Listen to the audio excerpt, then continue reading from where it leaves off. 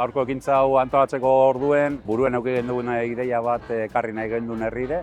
Azkenien zala bakion ohikoa zen txakoli beltz horren historia apur bat jenteari erakustea. Oso interesantea, Iñaki kontenta dozkuena, beran relato guztiagaz, bakioko historiagaz, txakoinaren historiagaz. Antolatu ditugu dastaketa edo paseo sensorial bat, nun ipini ditugu lau zutabeak.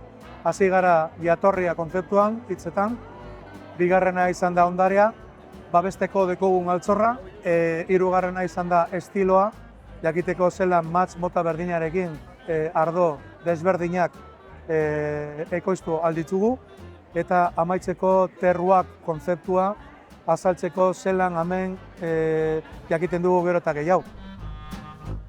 Bueno, la idea además era un poco también, ¿no? A través de este viaje que nos comentaba Iñaki, de llevarnos con el chacolí, pues también poder alimentarlo desde otro lugar, desde el lugar de las imágenes.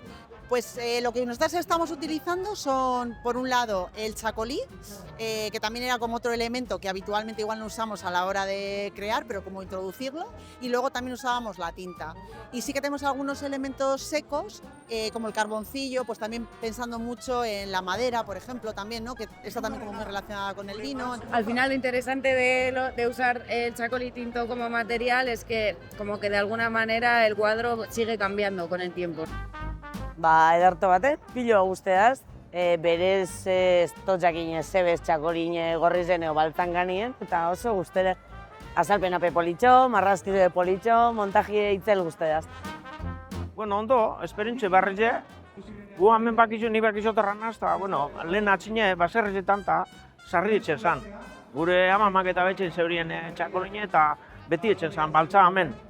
Lehenko txakolinetatik honek ez teki ezer ikusirik, lehen etxen zan egoten ziren mediusak behaz, eta hau ja txakoline baino ardaua da. Niretzako itzela izan da, ez? Hemen gauzen hainbeste pertsona, bakiotar ia 150 pertsona egotea, bakio batentzako geutzako laletxe da, eta oso pozik. Beti ospakizun momentu baten eta herri honetan, beti ondo sentitzen naz, etxean bezala. Orduan nik eskertuta, bebai, noski. Eskerrik asko, gozatu San Josea!